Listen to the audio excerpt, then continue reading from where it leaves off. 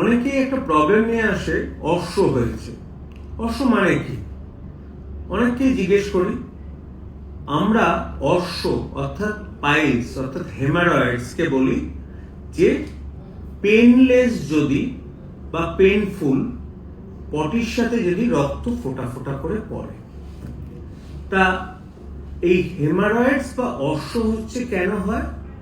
দীর্ঘদিন ধরে কনস্টিপেশন থাকলে বা অন্য লিভারের কারণে ওখানে রেকটামের ওখানে ভেনগুলো মোটা মোটা হয়ে যায়, সেটা ফেটে ফোঁটা ফোঁটা রক্ত পড়ে। তা এটাকে বলে অ্যাকচুয়ালি অশ্ব। লোকেরা কিন্তু পায়খানার জায়গায় অর্থাৎ পেরিয়ানাল এরিয়ায় কোনো প্রবলেমকেই কিন্তু অশ্ব বলে। অনেকে বলে অশ্ব ভীষণ কষ্ট পাচ্ছি। এবং সবচেয়ে মুশকিলের কথা কি জানেন তো? অনেকের মনে বদ্ধমূল ধারণা অশ্ব সারে না। সেই অশ্ব কিন্তু এই অশ্ব নয়। আপনাকে আমার এই ছবিটার দিকে একটু তাকাতে হবে। আমাদের ধরুন গোল ব্যাপারটা হচ্ছে অ্যানাস, পটির জায়গা। এই পটির জায়গার চারিদিকে আমি যে গোল করছি, এইগুলো হচ্ছে স্ফিংটার থাকে।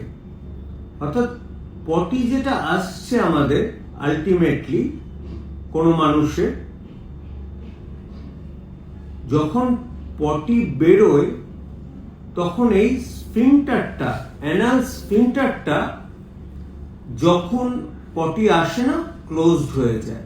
পটি আসার সময় স্ফিংটারটা ওপেন করে, তাই এখান দিয়ে পটি চলে এলো। এই মাসেলটা যদি কোনো কারণে খুব কনস্টিপেশনের জন্য চিড়ে যায়, এবার আমার আঙুলটার দিকে তাকান।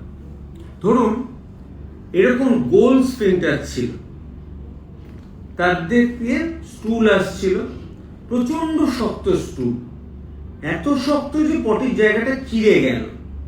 চিড়ে গিয়ে মাংস পেশিটা এরকম হয়ে গেল পটির পাশে।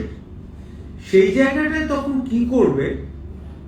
অটোমেটিক্যালি ওটা চেষ্টা করবে রেস্ট দেওয়ার জন্য, ওই মাংসপেশিটা কন্ট্রাক্টেড হয়ে বসে থাকে।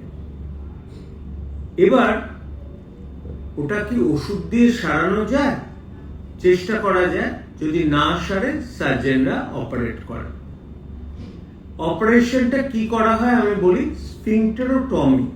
অর্থাৎ আমি যদি কাগজের এখানটায় তাকাই, এই যে স্ফিংক্টারটা আছে ওটা একটু জায়গায় কেটে দেন সার্জনরা।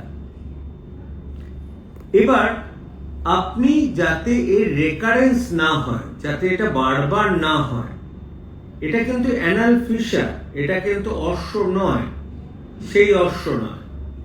যাতে বারবার না হয় তার জন্য পটির কনসিস্টেন্সিটা সবচেয়ে ইম্পর্টেন্ট। যে পায়খানাটা হবে সেটা যদি একদম পাতলা পায়খানা হয়, পটির মাসলগুলো এরকম কন্ট্রাক্ট করে থাকবে, মানে অ্যানাল স্ফিংক্টারটা আবার টাইট হয়ে যাবে, ব্যথা হবে, কারণ ওটা তো চিড়ে গেছে। কিন্তু পটি যদি নর্মাল কনসিস্টেন্সি কিন্তু সফট হয়, তাহলে কিন্তু ব্যথাটা হয় না।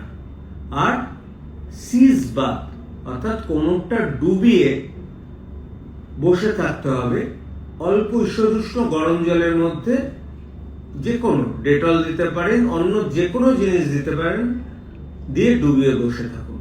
সুতরাং আপনাকে দুটো জিনিস পার্থক্য করতে হবে।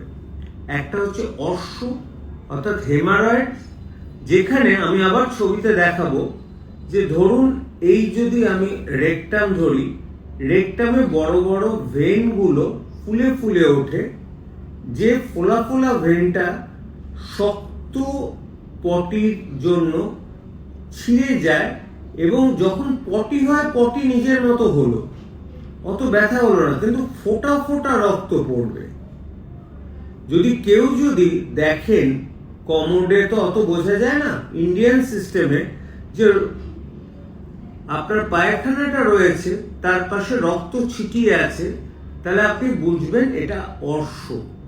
আর যদি দেখেন রক্ত টক্ত পড়ছে না, পায়খানা করতে গেলে ভীষণ ব্যথা হচ্ছে, জানবেন যে এটা অ্যানাল ফিশার, এবং এটা প্রপার সার্জারির মাধ্যমে সারে, যদি না আপনি ওই পটিটাকে ঠিক করতে পারেন ইসবগুলের ভুসি এবং বিভিন্ন রকম ল্যাক্সেটিভ দিয়ে আর হিট বাথ নিয়ে। আরেকটা জিনিস আপনাদের বুঝতে হবে, এখানে বহু ক্ষেত্রে লোক চান্সি ট্রিটমেন্ট করে এবং আমি বহু ক্ষেত্রে দেখেছি তাদের ক্ষেত্রে সেপ্টিসেমিয়া এবং অন্য অনেক কিছু হয়। আরেকটা জিনিস আপনাদের বুঝতে হবে, এই পটির ইনফেকশনটা যদি এই পটির বাইরে, আমি আবার ছবিটার দিকে দেখাচ্ছি, পটির বাইরে এইটা বলে ইস্চিওরেক্টাল ফসা, এইখানে যদি ইনফেকশনটা ছড়িয়ে পড়ে তাহলে ইস্চিওরেক্টাল অ্যাবসেস হয়, পুজ হয়, তখন কিন্তু অপারেশন করতেই হয়। সুতরাং যারা অশ্ব বলেন তারা কিন্তু প্রপারলি যদি না সারে অশ্বের ডাক্তারবাবুকে দেখাবেন। বাকি যেটা আমি টোটকা বললাম ইউজ করে দেখুন।